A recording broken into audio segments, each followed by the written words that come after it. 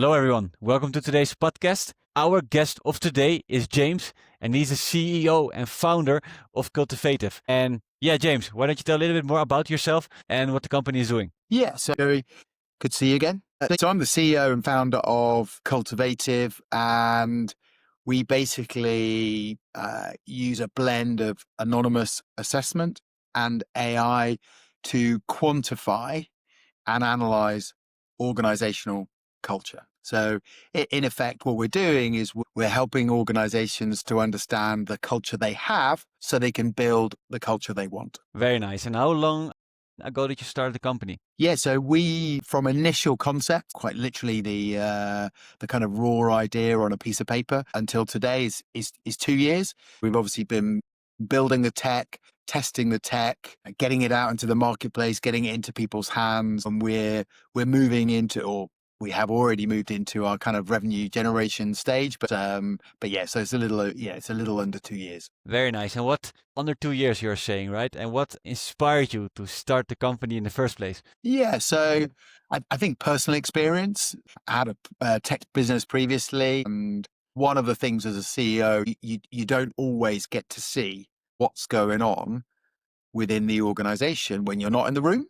So how people behave and how people interact. And I had one opportunity to see that in a previous business, and things weren't great. So what I got to see was a bit of disconnect between different departments, a bit of conflict, but not the healthy stuff. And so really, I just got a sense of something was wrong. So to act back, I absorbed this. I wanted to see what's going to happen. Is somebody else going to step in to say, hey guys, let's calm things down. Let's get back on track. We're all on the same team. And this was in an all company meeting. No one did that. And I got someone in, everybody in the company was interviewed, and we built a report. The whole process took around, probably start to finish, maybe 3 months. It was all fully anonymous, and I got a sense of what was really going on within the organization, how people felt, whether or not they were reacting, responding to our kind of mission purpose, the values we had, how people were being managed, how they felt the organization was being led. And actually, it was pretty ugly reading. When you read something, when you founded a company, when you are the CEO, and then you get feedback to say it's not great. It is actually quite disturbing, a little bit humbling. And so we digested that information, fed that back to the people inside the company and said, look, as a CEO, you are also the chief culture officer. And actually, I hadn't given culture the required time, investment, priority. I apologized to people in the company and asked for their help to go on a journey to build a culture that we could be proud of. We went on that journey, and and I think we did some pretty good things. It didn't take a huge amount of investment, but what was really important was the fact that without knowing what the issues were, actually we couldn't have built a plan to address them. And like I said, the whole process took 3 months, way too long. As an entrepreneur, once you identify there's an issue, you want the facts, you want the detail, you want to turn things around pretty quickly. And that really was one of the ways that can we use AI to actually complete the analysis, ask anonymously, build a full picture, and then present that back to a CEO, founder, a head of people, a head of culture, so they can actually start taking action. So really, it was personal experience that kind of inspired me to go down this route to build Cultivative. Yeah, I love your background because usually when starting a business, it's one thing to say like, hey, I want to be a founder and let's just do something and force it into the market. But that's never the most healthiest approach. It's always you experiencing certain issues, and then from these issues you kind of have experience, and then you find a problem towards an issue which exists. The way like you're saying and you're explaining it, the way you start a company, it sounds very organic and very healthy. And by touching back on that, like towards all the companies you are serving, right? Like which type of company benefits the most from what you guys are doing? Yeah, so it's a good question. I think there is no organization will not receive. That's a double negative. So I think every organization can benefit from understanding more about what's driving their culture. Therefore, and the bigger the size of the organization, the bigger the impact. The more things that can go wrong, the more people that kind of influence the culture. I think actually where we want to focus on is like the SME market. So it's the organizations that employ less than 1,000 people. I think once you get beyond that, there will be budget that's allocated.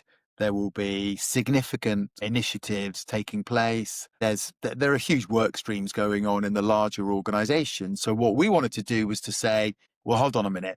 That is unaffordable to most organizations, let's say, that are below 1,000 employees. So what we wanted to do was to say, if we can build some tech, we can use AI, and because of the cost savings that come with AI, we can then make that accessible to those organizations that are sub 1,000 people. So they can take advantage of the things that are already going on in the larger organizations. For me, it's a sub 1,000 employee market. Yeah, very nice. And you started like Cultivative 2 years ago, and it didn't just start as what you're saying, it started based on your experience. You're seeing there's an issue.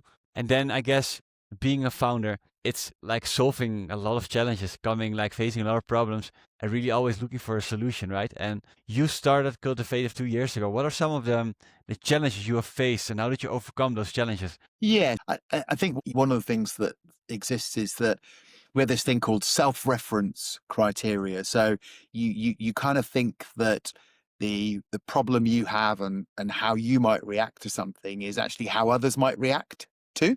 And that's not always the case. So once I got my report on what was going on with my organizational culture, then I had a clear understanding, a clear view of the changes of what needed to be changed in order to turn things around. So that was my view. Every CEO, every founder is programmed in a similar way, but actually that's not the case, and therefore it's not always as easy those to complete on the actions, to do the execution. So actually that was one of the first things we did, was to put this in the hands of founders and CEOs and whatnot, to find that actually that not everybody was able to take the action to turn things around. And so actually we quickly then started to partner with HR consultants, with leadership consultants, people who can actually help with the execution. And sometimes that is a lack of knowledge. Sometimes it's a lack of time. Others, it's just other things take priority. So that was probably one of the biggest things, is the fact that although when I got my report, I wanted to get on. The culture became my number one item. And that's what I focused on. It didn't take a huge amount of time, but actually it did consume some of my time. And not every CEO either can afford the time, has the interest, or there's always other competing priorities. Yeah, completely makes sense. It's always also sometimes they don't even realize the importance, right? But then when you get into a conversation with them and you ask them the right question, they're like, "Hey, it's actually pretty relevant," but I never even thought about it. Exactly. I think that the key thing is that actually culture is influenced by kind of so many different things. It's how the organization is led. It's how people are managed. It's the overall sense of purpose. It's the values that exist or not, and whether or not they are lived, and the behaviors within the organization. All of that huge amount of things that influence culture, and that through definite action and focus, you can create a great culture. But it doesn't happen by accident. And I think that's what we're trying to do, is to say to people, good cultures do not happen by accident. Maybe they do in some cases. If you have one, you're very lucky. Well done. But actually, I think, and yet it doesn't take a huge amount of effort in order to build and maintain a good culture. The starting point is you need to know the culture you have to enable you to build the culture you want. Yeah, I love what you're saying. Great culture doesn't happen by accident, and it's nice for the CEOs and even like the founders who are watching this podcast to be aware of that, right? Because if it would be like super easy, like every company would have the most amazing culture there is, right? Because every CEO would wish their culture was like as efficient, as great as it could be, because eventually it's going to create more revenue, right? It's going to make your sales, it's going to make everything way more easier. If the culture is great, because it makes people be in their, how would you say, like peak performance, right? Because if people feel great where they are, it's way more easier for the people who are working in the company to actually perform, to be their best version of themselves. Correct. And therefore, that's why it's the role of the leadership, the role of the CEO. They play a huge influence in the culture of an organization. How people are managed is another kind of key part. The ability to accept challenge, especially in founder-led businesses that are scaling up, that ability to encourage challenge, almost demand it from people, it is a key part of culture. And the people that then take a role within those organizations, they want to know that their ideas are being heard, that actually they can put their hand up to say, is there another way of doing something? Maybe I've got another idea. Can we try this? These are the things that you want in a startup business, but actually that takes definite action and policies around how people are going to be managed. Not every person is a naturally great manager. So actually you need to create some standards to say, this is how we get the best out of our people. It's not rocket science. And I think a number of chief people officers and HR directors have always said that. Building a great culture, it's not rocket science, but actually it just takes some deliberate and focused effort. Very nice. And how are you guys acquiring new customers at the moment? Yeah, so we're looking at partnerships. So, there's obviously, in the UK alone, the market is like 220,000 organizations that actually probably sit within our kind of sweet spot. So that's a massive amount.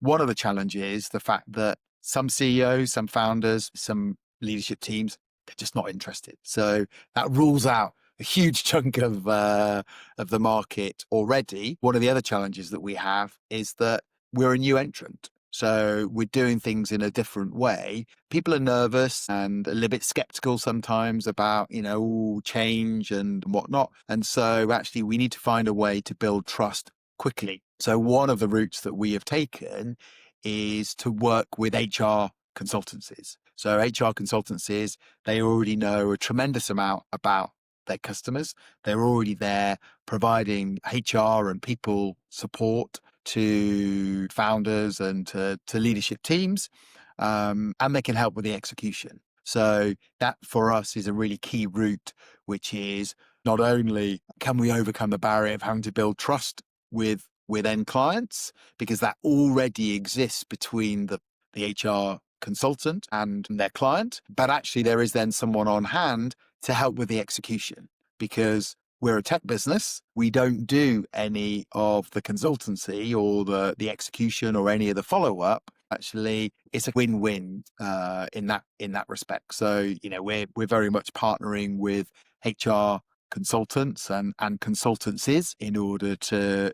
Yeah, very nice. And I love like how this also went again by taking action. You're kind of, hey, this angle might not really work. We get to adapt, and we got to see across the whole market like where is our product like the best market fit. And it's also like does take a lot of like effort to kind it out. And eventually once you find the sweet spot, you can kind of go down on that.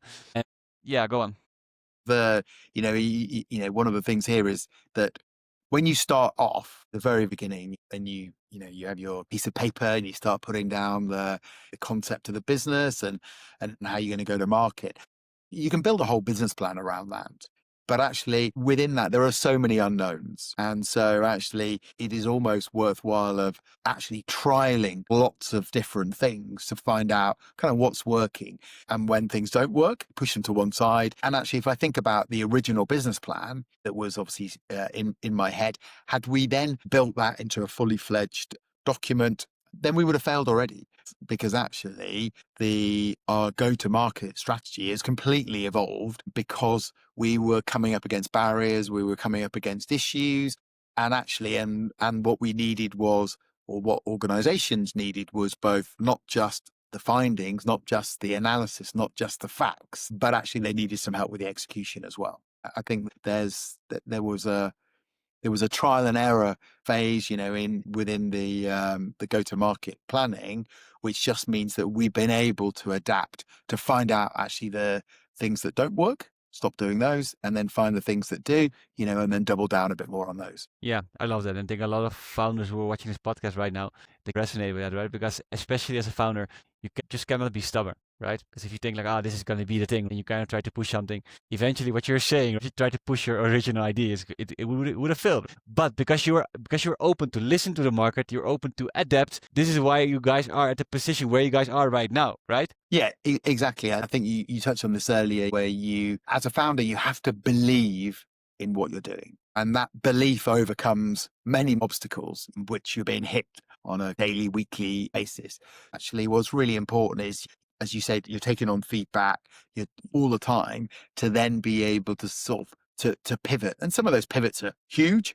Other of those pivots are kind of relatively small. And so, but you get into a cycle where you're constantly evolving, whether that is with the product, how it operates, how you're going to market, who you want to work with, target clients, etc. All of that is constantly evolving, especially in the early days. Yeah, very nice. And let's say this is like a magic wand. This beautiful pen right here. And with this magic wand, you could solve like any problem in a business right now in just like 1 second. What kind of problem would you choose with this magic wand? That's a toughie. So I think awareness and exposure, that's the biggest challenge. And I think, for lots of organizations, which is, how do you get your brand out there? How do you get people talking about you? How do you get people to reach out to say, hey, we want to have a look at what you're doing? I've been quite lucky. Previous tech business, actually on the tech side, I was able to kind of engage team I had in a previous business. So I knew that was taken care of, working together in that sense. I think going to market is always the toughest thing, and it generally costs the most amount of money, and it's fraught with obstacles, and is fraught with opportunities to fail as well. Yeah, I love that. And then it kind of touches back based on what you said earlier, right? Like if you're a founder and you truly believe in what you're doing, it already overcomes a lot of those obstacles because you have this kind of passion driving force behind everything what you're doing, which means like whatever comes up, you're automatically looking for a solution because you're so passionate about what you're doing. 100%. And I think in any startup business, depending on at what stage have you got funding, or whether you're bootstrapping it, there will be a period of time when you are not being paid. So there is no better test for whether you believe in what you're doing to get out of bed 6 days, 7 days a week to do what you do and not get paid. I mean, it's an unbelievable thing. If someone pays you loads of money, you can probably put up with any job, at least for a kind of short period of time. But actually, you will only do the things that you truly believe in for no money, if you believe that you can potentially change the world by doing what you're doing. Yeah, very nice. I love that. And talking back on that, with Cultivative, what are some of the goals you guys are having for the next 6 to 12 months from now? It's very much around partners. So the number of partners that we bring on, which then translates into kind of number of end clients. And then, because of the stage that we're at, case studies, hugely important. How many case studies can we have to just prove, yeah, it works? I think you can never have too many case studies, because we are also exploring every time we hit a sector, then we know that it works in this sector. What's the next sector? So it is opening up new sectors. It's building a partner program, and then which ultimately is around end clients that are then generating the revenue. Very nice. And let's say towards the founders which were watching the podcast right now, right? Like a lot maybe are in the same position as where you are, maybe a bit further ahead, or maybe like they just started.